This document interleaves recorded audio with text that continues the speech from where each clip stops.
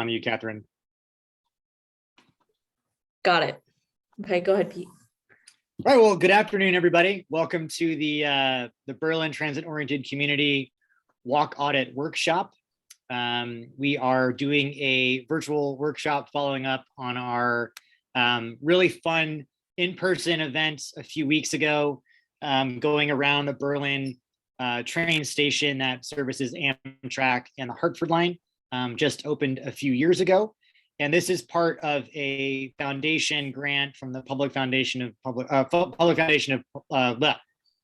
Hartford Foundation of Public Giving.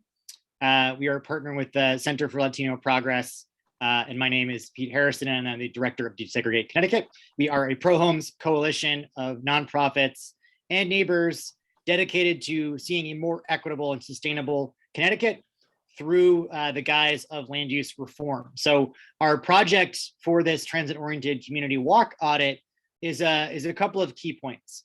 Number one, at the state level, we are advocating, you can just go back to the beginning, Emily.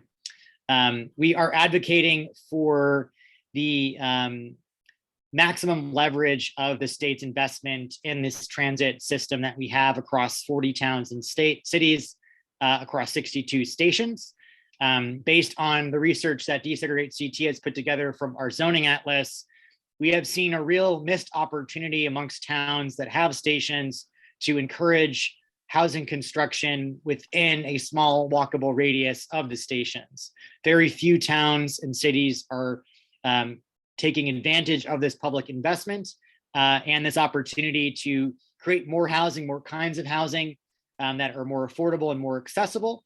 So we are at the state level encouraging state legislators to pass a bill encouraging multifamily housing as of right within a half-mile radius of stations, with some carve-outs for environmentally sensitive land, giving location or local control to towns to decide within that radius how that works for town character, and also requiring 10% affordability to make sure that this development is accessible.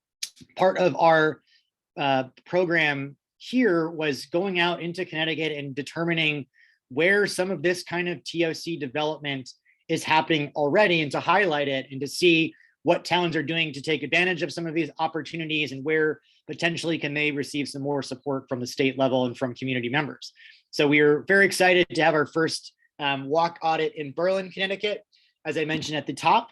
And this is a community that really at the town level has recognized that the investment within the train station, the opening of the Hartford line a couple of years ago, created an opportunity to address some of the housing shortfalls that the community has and to encourage walkable mixed use development. So today we're gonna walk through what we discovered on this walk audit. We'll go kind of through three big sections of the event a couple of weeks ago, and then talk about some of our findings and recommendations. We're thrilled to have Chris from the town of Berlin, who also led us on the walk audit, who was able to really give us some great insights of what some projects, pedestrian crossing, accessibility, housing development are occurring within this radius. And we're excited to have Chris here today to fill in some of the folks on that. So just getting started here. Today, our presenters will be me, Emily DeSalvo, who's one of our advocacy fellows at DesegregateCT and a grad student at Quinnipiac, and Thomas, who is the coordinator from Transport Hartford, representing Center for Latino Progress. All of us were able to attend the Berlin Walk in person. During COVID, it's been actually a lot of fun to be in person and actually get to meet these other people in real life. So it's very personally excited about that. And then just quickly, I want to go through the agenda of what we'll be talking today over the next 50 minutes or so. Kind of already started on the introduction, but we want to give a quick breakdown of what we're talking about when we talk about transit-oriented communities. And Emily will lead us through some of the research that I referenced earlier that we did based on the zoning atlas in Connecticut, to determine where some of the towns in terms of zoning for home construction around the stations. So that'll give everybody a good concept of what we're advocating for at the state level and what we're exploring in Berlin. Then we'll have a quick section of what is kind of the landscape in Berlin right now. Chris will talk about some of the exciting developments that have already been happening that the town has taken initiative on, and we'll get a good sense of that. We, of course, walked by them on the walk audit, and we'll have some pictures to share with folks. And then we'll go through the actual walk audit findings and what we hoped to accomplish with the walk audit. We've broken it down into kind of 3 sections of the route, and we'll talk about our findings and observations. We'll hopefully hear from folks that are on this call about their observations. We'll go over some of the findings of folks that filled out forms along the walk audit. We'll wrap up each section with some recommendations for what we'd hope to see in terms of accessibility and just some site visit recommendations. And then finally, we'll talk a little bit about some next steps for what our state level bill is trying to accomplish, and how folks that are interested can get involved with that effort. And of course, how folks continue to support efforts in Berlin that are ongoing, or if you're living in another town with a transit station, how you can get involved and see the kind of development that's happening in Berlin. All right, so next up here, we can kind of skip through this. I jumped the gun a little bit on the interaction here, and I'll turn it over to Emily. Awesome. So thank you, Pete. So excited to be here. So I'm going to go through a bit of the research that we've done at DesegregateCT around transit stations, transit towns being defined as a town in Connecticut that has one or more transit station or bus station, train station. And in Berlin, we were on Depot Hill 2 weeks ago. So we're going to be obviously zeroing in on that, but I'd like to talk about transit-oriented communities overall first. So we defined 40 transit towns. As you can see here, Connecticut has a lot of resources on the Hartford line, Waterbury line, and down along the New Haven area in the south of the state. So luckily, we have a lot of access to transit, and we should be trying to take as big advantage of that as possible. So we currently aren't developing enough around our transit centers. We did a lot of research on this to determine that the land around the transit center, specifically within a half mile, we could be taking advantage of it, building housing there, and allowing people to use those transit stations, but that's not something that's currently happening. 32 of the 40 transit towns make multifamily homes hard to build near transit stations. So it just seems like a common sense thing to allow diverse types of housing near transit stations, so that people that may not want to rely solely on a car could take advantage of all of those resources that you saw in 41 different transit towns. But right now, that's just not the case. So some towns are particularly tough in this area. 15 transit towns do not allow any as of right multifamily housing near their transit stations. As of right meaning without requiring a special public hearing or something like that. And those towns are listed here. So instead of encouraging people to take advantage of transit, we are currently promoting sprawl, meaning we are spreading people out and giving them more parking and opportunities to drive their car from place to place, rather than using those resources. And this is obviously not good for the environment because of the sprawl, but also because of the pollution that comes along with riding your car. So the ideas that we have about allowing more multifamily housing near train stations are not unheard of. In Massachusetts, they just allowed, with bipartisan support, a bill exactly like the one we hope to pass this session. They required 175, so more communities than we have, but 175 communities with stations to rezone the area around the train station. This is exactly like our proposal. So that would be 15 homes per acre. It's not, super dense, as you can see from this picture here. It would be a very nice community with still a lot of trees and green space, but also not taking up an absorbent amount of space, preserving the natural resources. And like I said, we can move away from car dependency with equitable transit-oriented communities. So we're making a proposal at the state level right now, which I hope everyone would jump on board with. We want to ask that equitable transit-oriented communities could be more common with mixed-use neighborhoods near these 41 different transit towns that we've mentioned. And it wouldn't cost taxpayers anything. It would be thousands of affordable homes, and about 10% would be set aside for affordable, and there wouldn't be parking requirements. So it wouldn't be like, oh, you need to have 2 spaces for each unit or anything like that. We believe that because they're right near the train station, practical parking would be the way to go. So if you want to learn more about our research and our proposal on transit-oriented communities, please head to our website, DesegregateCT.org/TOC, and check out an awesome issue brief put together by, of course, some people on this call. So yeah, after that, I will pass it over to Pete and members of the town. All right, thanks, Emily. Really appreciate that background. And again, for everybody on the call or watching the video, we gathered this data from our zoning atlas. It was one of the first such efforts to have all the different zoning districts across the state coordinated. We're actually partnering with other state groups now in other parts of the country to have this kind of data. And what you can see is it's a very effective way for us to recognize the problem that Connecticut has at a state level when so much of our land is zoned exclusively for single family housing at least 1 acre. That's 80% of Connecticut. Counterly, only 2% of Connecticut residential land allows multifamily housing as of right. You can start to see where we have such a problem with housing affordability for homeowners and home renters. So what we want to pivot to now, having a good understanding of, transit-oriented communities really are just about making it easier to have homes and more kinds of homes within walking distance of transit, to give folks from all kinds of different age and demographic and income backgrounds more options that don't require on cars. We picked Berlin as the first place for us to do one of these events, largely because they have been taking advantage of this opportunity even without state level action. And we wanted to highlight some of the development that Berlin is doing now, and Chris Edge is with us. And we'll, for everybody watching on the video, we'll be going through some of the specific developments and having a few more pictures and observations as we go through the audit itself.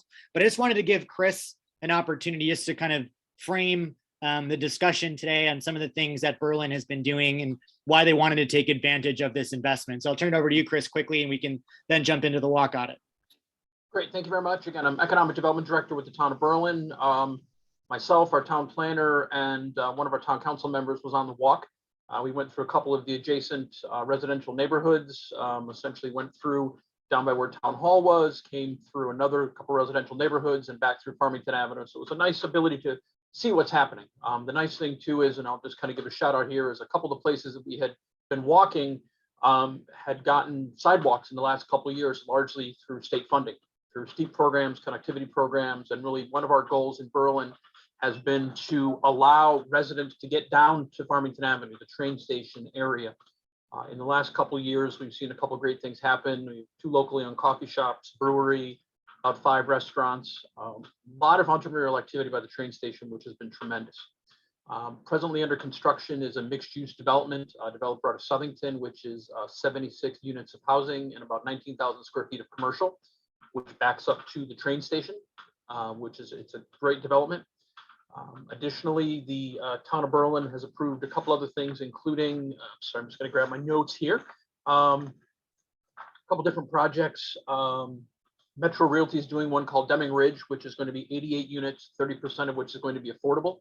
The nice thing about that is that we've been working closely with them on working our way towards 10%. We're just above 9% right now. We have another project which is going to be approximately 200 units on the Berlin Turnpike and 20% affordable. And so we're really working hard to try to find a nice mix of units for people of all income, age, etc. This has been somewhat a new trend in Berlin. We haven't had a lot of housing, but in the last couple of years, there's been quite a bit of growth. We're excited about it. The good news is anything we've been looking at recently, we've been asking for a minimum of usually 20% affordable on what they're doing, because we want to make sure that the housing is inclusive. I think it is important for the community. It's important, as Desegregate Connecticut says, is behind. It's important for the state and all its residents. And I know we're the home of a number of very large, well, some large, some smaller employers, Eversource, Comcast, manufacturing, construction, contractors. So employment opportunities in town are plentiful. And once these apartments start coming online, I think it'll be great to be able to have new people in town able to live and work here and really enjoy what the community has to offer. The good news in Berlin is we've been very busy even during COVID. We never stopped coming to the office through the entire mix. We've done a number of ribbon cuttings and groundbreakings for new businesses. We've seen a lot that's going on and love to see the earth moving in town, which means private investment. The nice thing is our relationship with the state has been tremendous. The development by the train station, it was facilitated to a large degree by funding from the state. There's a contaminated property that we've gotten state money to do some work on to facilitate the project. And so I think it's great to be able to have Desegregate come through Berlin, walk around, and look forward to working closely with you guys as we're continuing on with more development and more affordable housing in Berlin. Looks like we. Yeah, I really appreciate it. Oh, no, I think he's back. Yeah, sorry, I don't know if my connection's working or not, but hopefully the folks can hear me. But yeah, thanks so much, Chris, for that introduction. I mean, we are doing our research in the greater Hartford area of where we could start. Part of our advocacy conversation is telling folks that these are really good ideas and we don't have to look far afield outside of Connecticut to see why that's the case and what those benefits are to a community, to a tax roll. And highlighting what's been going on in Berlin has been really fun, and it was very educational for us. And Chris will follow along as Thomas now turns to going through what we wanted to achieve on the walk audit and start to go through the kind of 3 areas that we've prescribed and written observations and recommendations on. So I'll turn it over to Thomas. Yeah, hi, everybody. My name is Thomas Wigan-Lefebvre, and I am the coordinator at the Transport Hartford Academy at the Center for Latino Progress. And so the Center for Latino Progress in Hartford is very much focused on the Latino community and does offer some training and professional development and interpretation and immigration services. But we also have a program called Transport Hartford, which is more on an advocacy focused. And we do have some training in the summer for young people, but we're very much an advocacy focused organization. Our goal is very much to promote modes of transportation which are environmentally sustainable, equitable, accessible, and affordable. So, and this is why we are interested in doing work audit, and we've been doing work audit for the past 4 or 5 years, all over the Greater Hartford region. And the reason why we do it is first, there's an element of safety, and as you may know, in the year 2022, we already had 14 fatalities of pedestrians. Last year in 2021, the first fatality came on February the 18th. So we are on track for a terrible year for road fatalities, not just pedestrians, on drivers as well and passengers too. So we very much focus on that, and so this is why we do this work audits from the point of view of the most vulnerable road users, pedestrians, cyclists, and people on wheelchairs as well. There's also an element of an environmental element. We're also the environmentally sustainable mode of transportation. And if you look back to the executive order from the governor back in December 16, which mandate the DOT, and see we are friends from DOT here, to reduce, to come with a plan to reduce vehicles miles traveled. So cars and trucks on the road and so on. So, but one of the way to reduce VMTs is to promote this type of development, this type of TOC, is to have having them close to the transit station. And finally, we're interested in in doing work audit, sorry, because of the community element. It is how we build a sense of community. We think very much is to be able to be in a livable space and to walk around, to meet our neighbors, and to go to the shop and so on. And the other element, which is, and we're using some, and you saw our working sheets that come from the ARP, which advocate as well for livable spaces. Connecticut is on path to have a more aging population, and which struggles when it comes to use cars and so on. So having good transit, good working facility is something very important. So if we have the opportunity to improve walkability around train station, we are always up for it.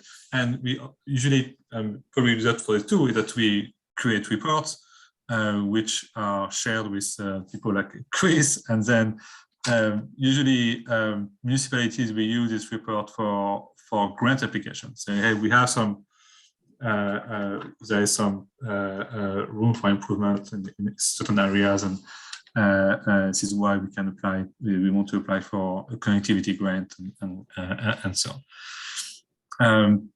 So yeah. Do you want to go for the next slide and look at the route?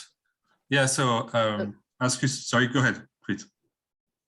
Oh no, I was just agreeing to go on to the route. Sorry. Go ahead, Thomas. Good. Yeah. So we had a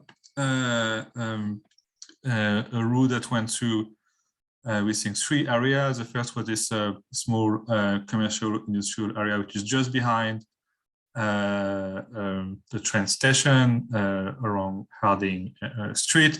And then there is a residential area where we walked to, and we understand that it is in the process of being upgraded and going to receive sidewalk with the connectivity grant. And then we finish the loop with the area that received the most focus in sidewalks and crosswalks and where some of the development took place. Yeah, next one. Yeah, so in this first area around Harding Street, just behind the train station, it is industrial area, but it's also residential too. There are also some housing there and multifamily home, which is great. We did notice straight away that it does lack sidewalks, it does lack crosswalks as well. And in general, and correct me if I'm wrong, Chris, but I didn't see any bike lane in doing our entire walk. So I know. So we will. We suggest to give some sidewalk and crosswalk and bike lane some attention for the planners.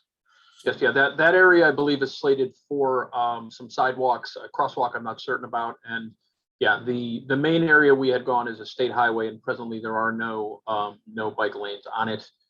We've been having some discussions on being more bike friendly, and it's ongoing, those discussions. Yeah. Yes, thank you.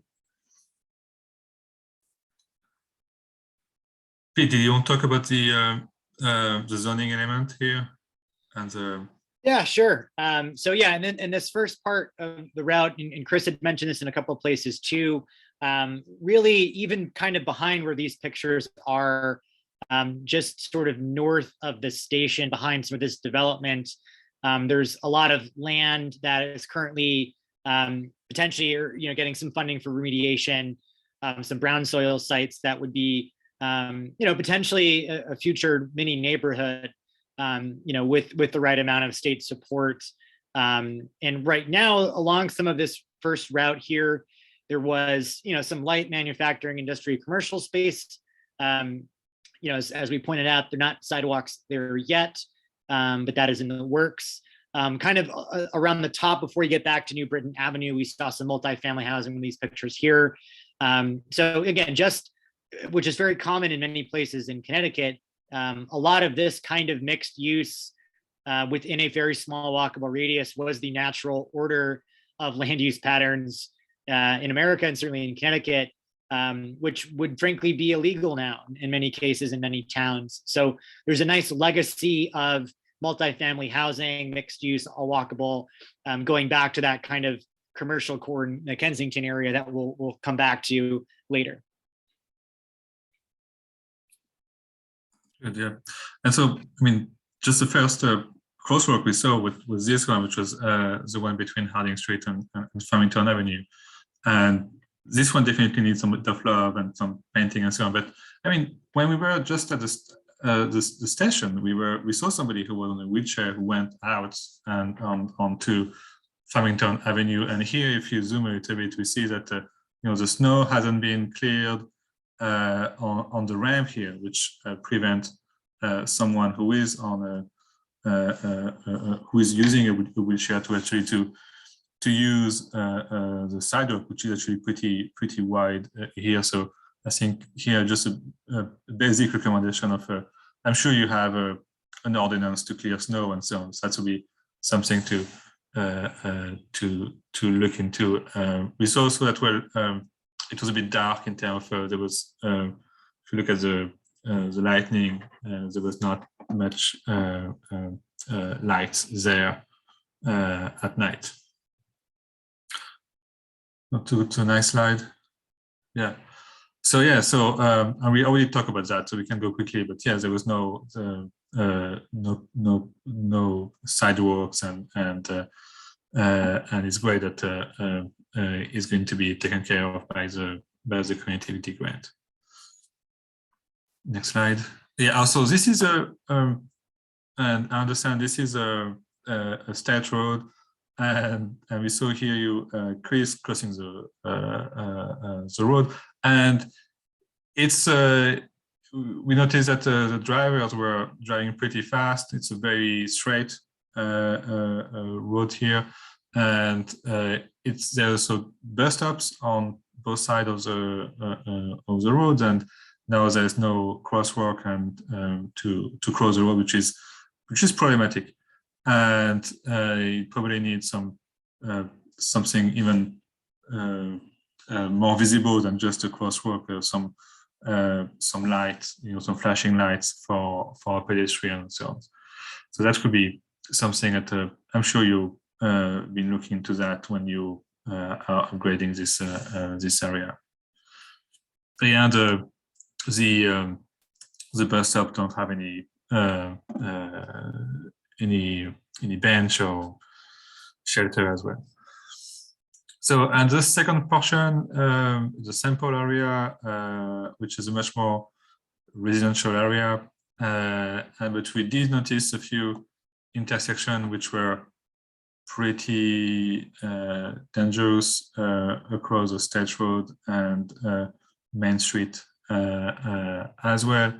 So we do recommend, of course, to sidewalks, and there's a couple of intersections that need to be taken on, and we're going to put that in the next slide.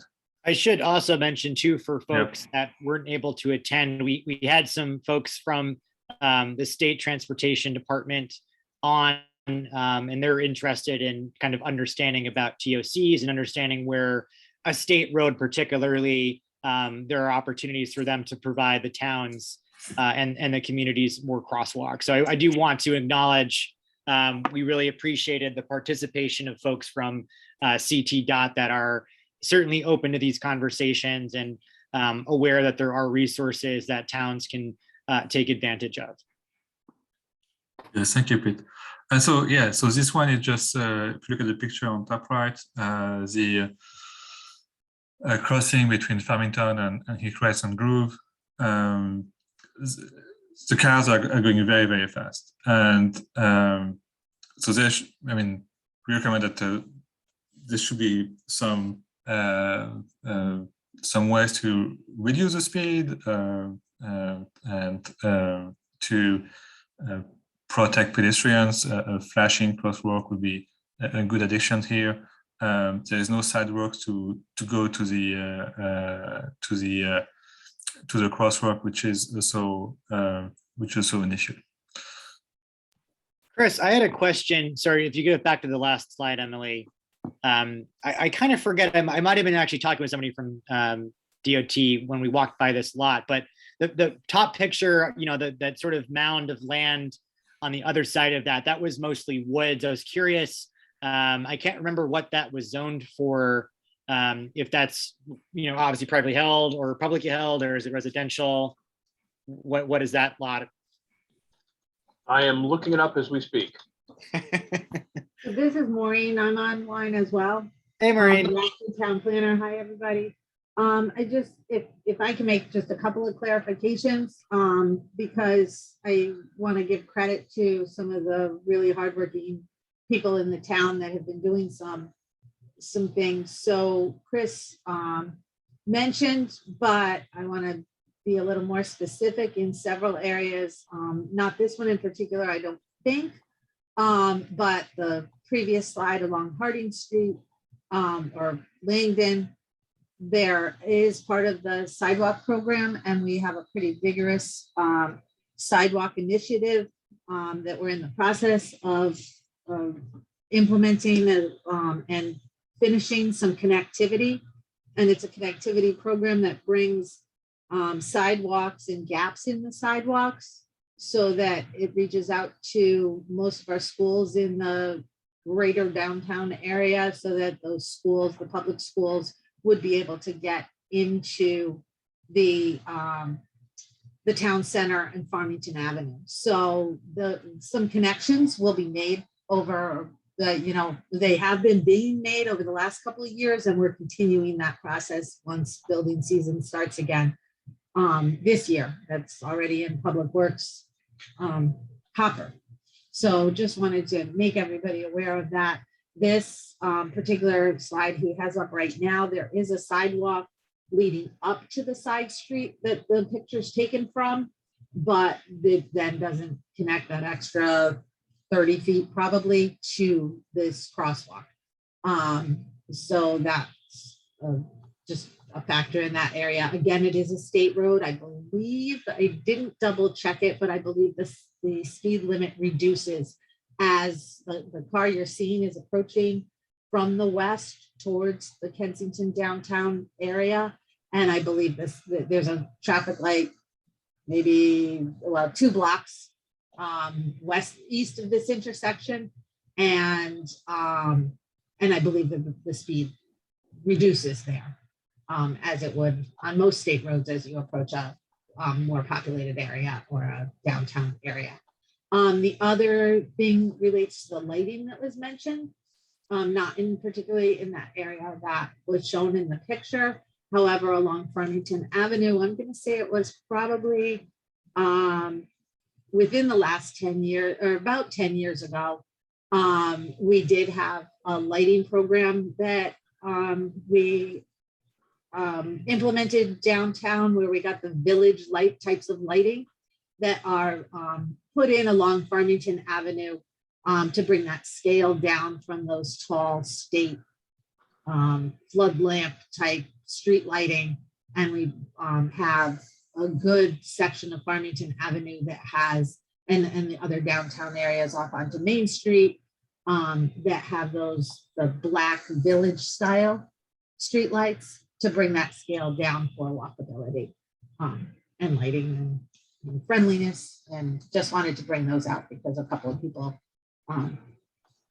before me in town worked really hard on those projects.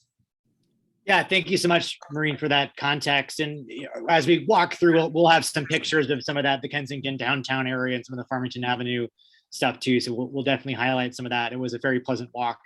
So thank you. And obviously jump in anytime, as we're going through. Yep, that actually, the mound you see there is actually a single family property zoned R11. That piece right there. So it does currently have a house on it. You can't see it from that spot, but it is residentially zoned. Okay, All right, thanks, Chris. Thanks, Maureen. Back to you, Tom.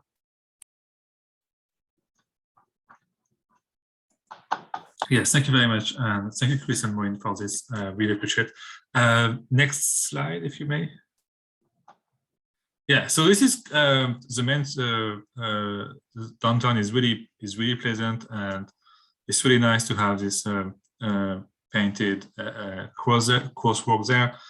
That noted, it should be given how many cars are going through this intersection. I mean, I hate to say it, but having a signalized crosswalk will definitely enhance safety for pedestrians here.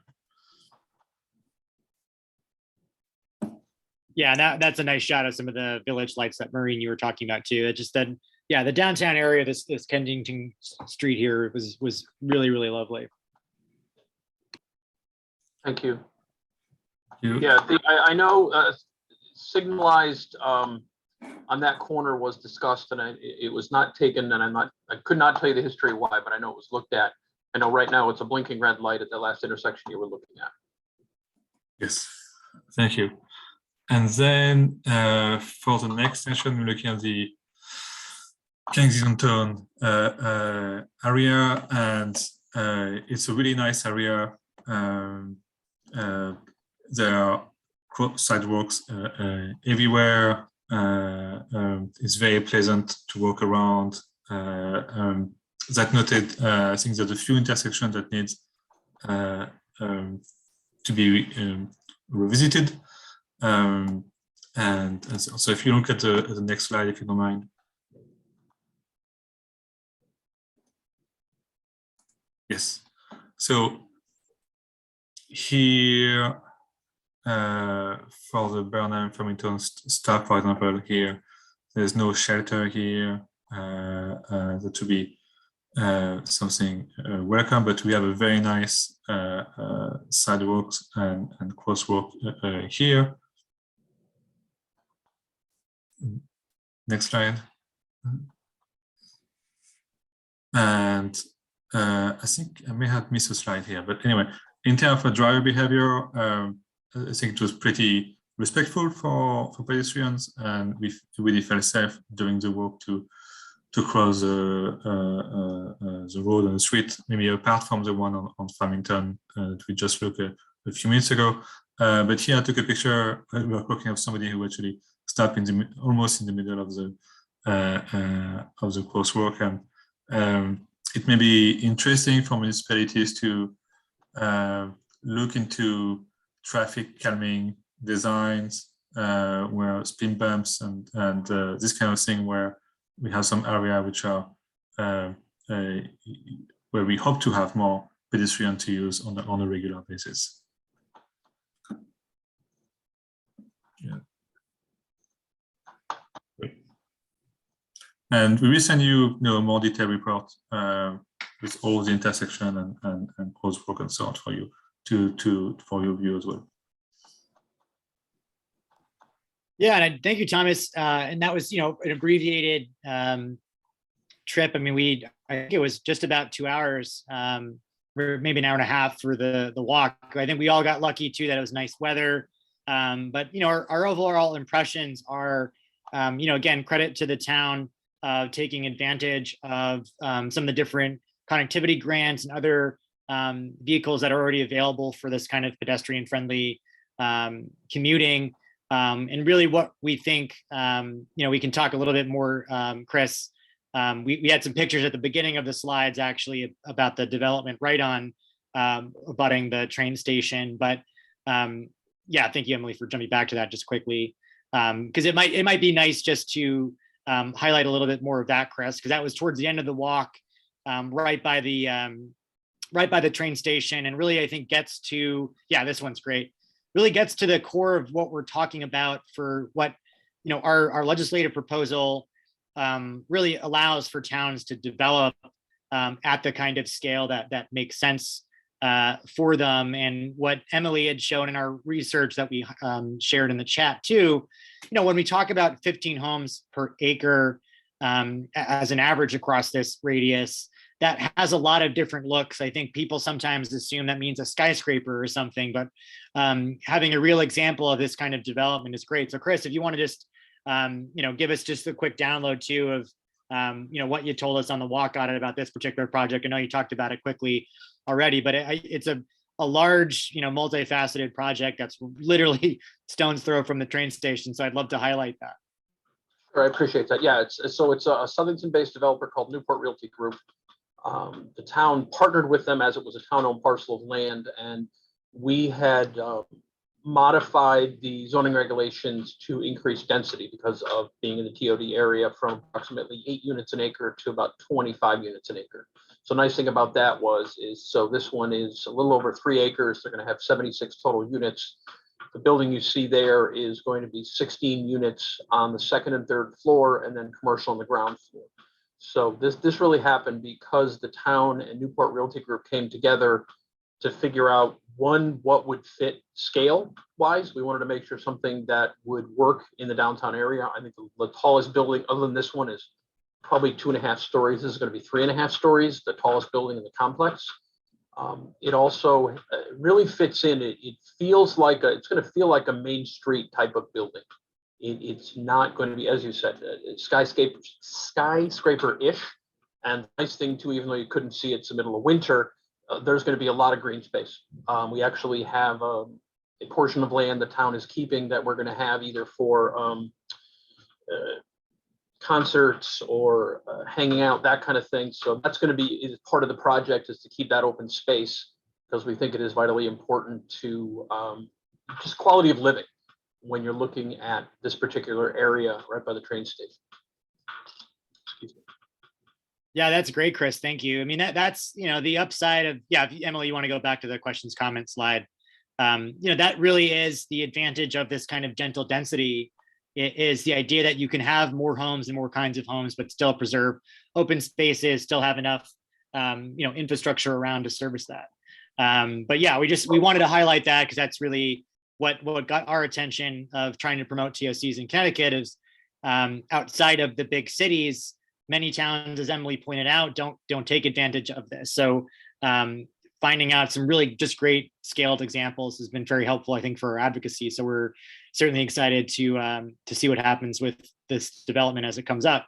Wanted to take the last few minutes here, and I know some folks are probably going to be watching this afterwards, but anybody on the call that was part of the walk, we wanted to give the opportunity to share some observations, some questions about transit-oriented communities, or maybe some of the different levers the town is pulling to leverage some of the opportunities the state's providing. So I just wanted to kind of open that up. I know I see a few people on, so I just want to give folks a chance to answer some questions. Well, I'll interject one thing if I could. The nice thing about this development is it is truly a reuse for the fact that it was retail store, warehouse, and a manufacturer. So it's a nice use of existing land, redevelopment instead of going into green land. So I think that in itself is a great benefit to this, and the fact that we had all the different stakeholders from town, state, and the private developer all financially invested in it, I think meant a lot, and why I think it has been successful and will be successful. That's a great point, Chris. Yeah, I mean, again, these communities developed around these stations, in the 20th century and to some degree the 19th century. And there's just so much opportunity in existing infrastructure that it doesn't mean reinventing the wheel or clearing out a forest. It means, having some opportunities to, plug some gaps on some remediation and some elsewhere. But, certainly at the state level, leveraging this kind of infill development and adaptive reuse is a really critical part to taking advantage of some of these historic assets towns have, and some of the, multitudes of built environment places that are just more interesting to walk and more interesting for businesses to open up along. Okay, I just want to add that I don't want anyone to dismiss what a long, tough road it is to accomplish it, however, and that it's not, especially when dealing with a brownfield, it's not something that can be accomplished overnight to create what we're so excited to see. Even the opening of the train station took longer than anticipated when we started planning for TOD development downtown, and first acquired the land, and then the partnerships that are required, both private and public, as well as state and financing, and getting all those ducks in a row takes quite a bit of effort and dedication. And we're really excited to see this one come to fruition. And I think we hope other communities can do the same. And, you know, that it spreads and gets easier along the route. But it is a long road to accomplish. I think we acquired these parcels around 2010. Do you know, Chris? That was about when the first purchases began, yes. Yeah, when the purchases began. So, you know, long road. And it's there. Yeah, you know, thank you for highlighting that, Maureen. I mean, and I guess I have a question to you and Chris. You know, part of the advocacy work that both of our groups do is certainly the public education side of things, to make people excited about some of these ideas and building up support to make it a little bit easier, you know, on your end to do stuff. But again, highlighting the fact that folks from the CT DOT showed up as well. The other side is how can we make this easier for state legislators and state agencies to recognize that something like a TOC development is really the future of this state, takes a lot of the problems we're facing and bundles them up in some pretty good, concise solutions.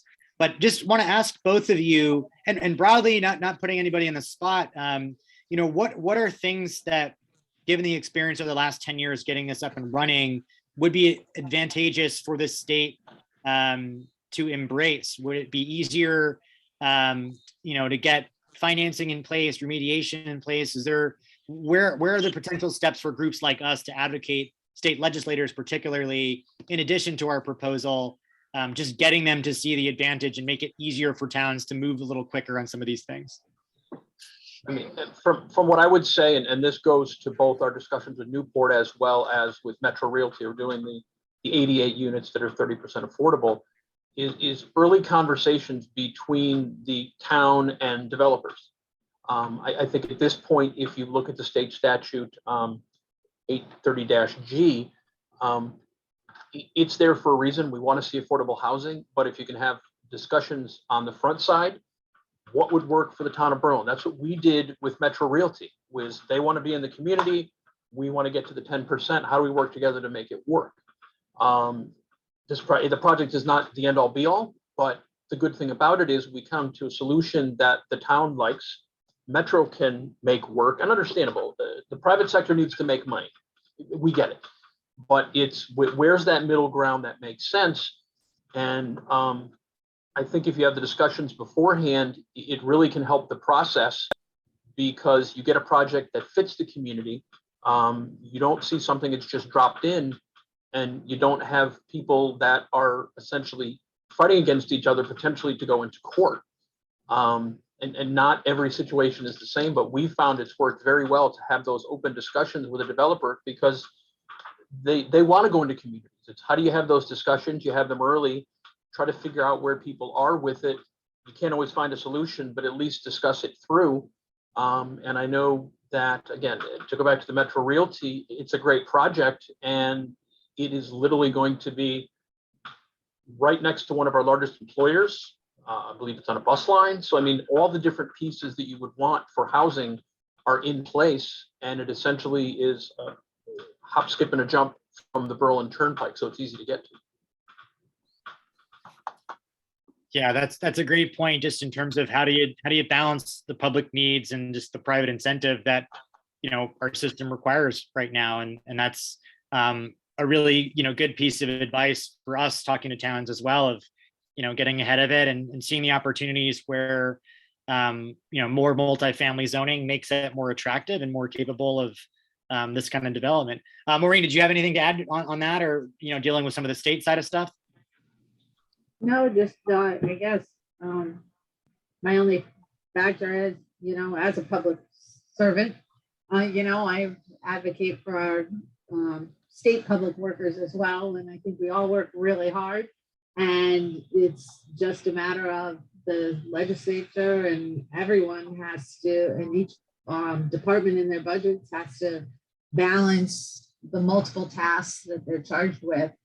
And therefore,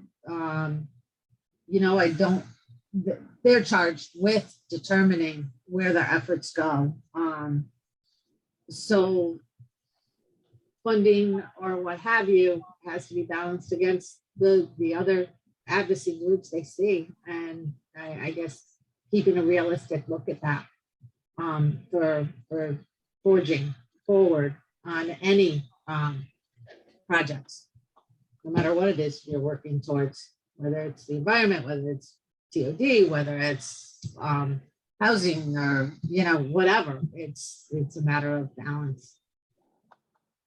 Yeah, I think that's a great segue to just kind of wrapping things up here. So yeah, our conversation today has been great. I hope that folks that are watching this that participated or weren't able to got a really good delve into the opportunities, the challenges that something like a transit-oriented community development proposal allows, and where a town like Berlin that's very thoughtful, long-term planning, recognizing the needs of current citizens and businesses, where real change can happen. So, we really appreciate Chris, and Maureen for participating in this walk audit, for really giving us a lot of insight into all the things that are going on behind the scenes that oftentimes average folks don't necessarily know about. So what we want to close up with is, just to give a quick shout out at the state level. We do have a proposal to encourage more types of development like Berlin is doing for towns across the state. We do not have a bill number yet, but we should be having that soon, and we'll have a public hearing. We'd appreciate everyone that's interested in seeing this kind of energy in our communities around transit stations to reach out at our website, DesegregateCT.org/testify. And just to get a heads up on that coming up, it should be in the next couple of weeks, to submit testimony, speak testimony. We think something like what's happening in Berlin should happen across the state. And some towns are doing it. Some towns need a little bit of help. And certainly some of the state legislatures need to recognize why we need to do this. So we really ask everyone that's interested in this kind of conversation to help chip in and speak up and give your preferences to state legislatures. The other thing too is at the local level. I mean, we are very much a local organizing entity. We want to encourage folks to come to P&Z meetings, to talk to their council members or town employees. We've had a great response from Berlin for folks coming up and coming out for this. So, reach out to us at desegregatect.org if you're interested in learning a little bit more about how to get involved at the P&Z level, how to talk to folks in town. There are partners in this kind of development. I will even highlight too, I forgot her name, but we had an older woman from Berlin who came, heard about the walk audit and was a little bit skeptical. Sandy, that's right. And we had a really great conversation. And, I think a lot of folks that have concerns about what change means for towns, doing this kind of a project, having these kinds of conversations can make it clear that this is a very manageable, scaled to local characteristics kind of opportunity, that once you have this kind of awareness, I think a lot more support will come out of the woodworks for it. So really encourage folks to get involved. And then finally, and I know we've got a couple of people actually from the walk audit that have volunteered to write op-eds in favor of TOC. So we'll follow up with those folks, but we encourage everybody, speak up, start at the local paper, talk about why you want to see more transit, more housing in your community. That's how we get change. And a town like Berlin, it's been plugging away at this for a very long time. Trust me, it makes their job a lot easier when folks come out and say, hey, this is a great idea, we want to support it. That's how we improve our communities. So yeah, with that, we just want to thank everybody for participating both on the in-person walkout a couple weeks ago, on the audit today, and folks watching for once we post this on our website. Please consider reaching out to us for follow-up questions or getting involved as we go through the legislative session and our local organizing. But thank you again to Chris, to Maureen, to everybody that came out from the state TOD, and yeah, look forward to staying in touch and making sure that we can advocate for transit-oriented communities across the state. Thank you very much. Perfect. Thank you. And you may get a phone call. I just sent your name and number over to the developers of that big green building, so you may get a phone call. Really appreciate that, Chris. I'll let you know how it goes. Of course, happy to do so. Yeah, I mean, one of the things too is I mean, just the education is such a big piece. I know it was here in Berlin. I mean, people were, oh my God, apartments, apartments, apartments. Apartments are for basically professionals who have so much debt they can't afford to buy a house. We want to give them an opportunity to live in the area. And again, so much of it that everybody does is education, and it takes time to get there. And we're happy where we're headed and look forward to doing more of it. And very excited about the units by the train station and what's happening. Thank you to everybody on your team as well. I know you guys worked hard on this. It was good to host you guys, and very happy to do so, to be connected. Thank you so much, Chris. Thank you so much. Have a good one, and I'm sure we'll definitely be in touch. And next time you're back in town, we'll make Coles Road part of our trip too. Yeah, we'll go stop by that brewery. That sounds great. I'll take you up on that. Yeah, perfect. Sounds good. Thank you so much, everybody. Have a good rest of your day. Thank you. Thanks, everybody. Bye-bye.